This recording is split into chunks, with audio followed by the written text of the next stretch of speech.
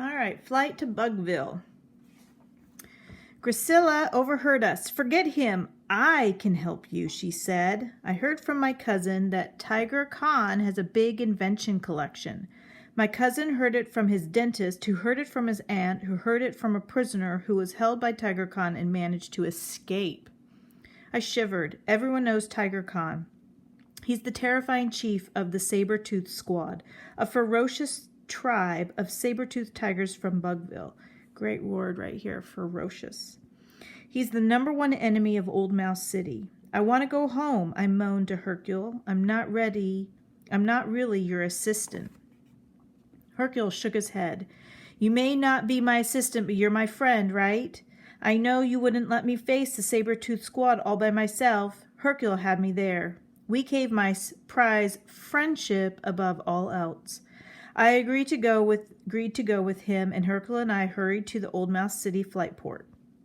He walked up to the counter, bought 2 really cheap tickets, and proudly ran back to me. Thank you. Here are our 2 cheapest tickets.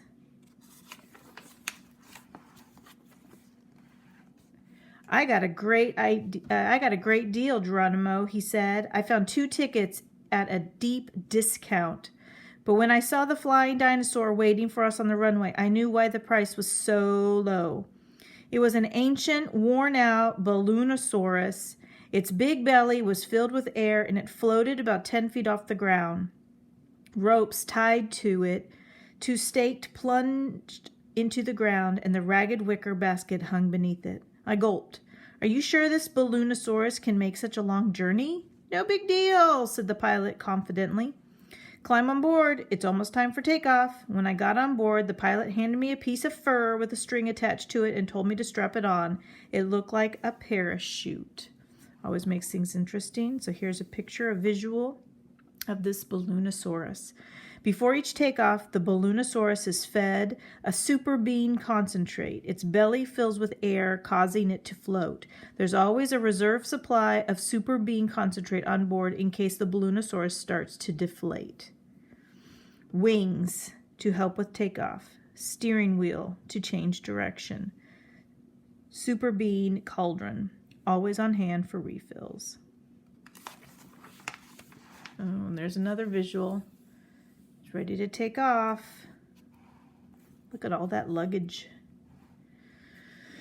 I gulped again. Are you sure this Balloonosaurus is safe? I asked Hercule. But then someone shouted, Flight to Bugville. The pilot untied the ropes and the large animal began to rise into the air, flapping its wings and wobbling dangerously.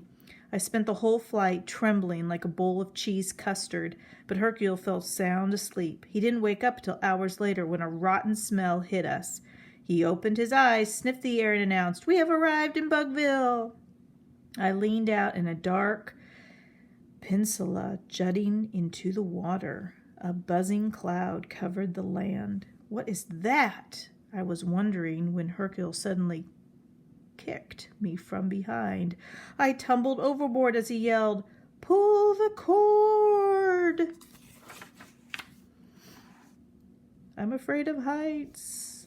Ooh. It's Bugville.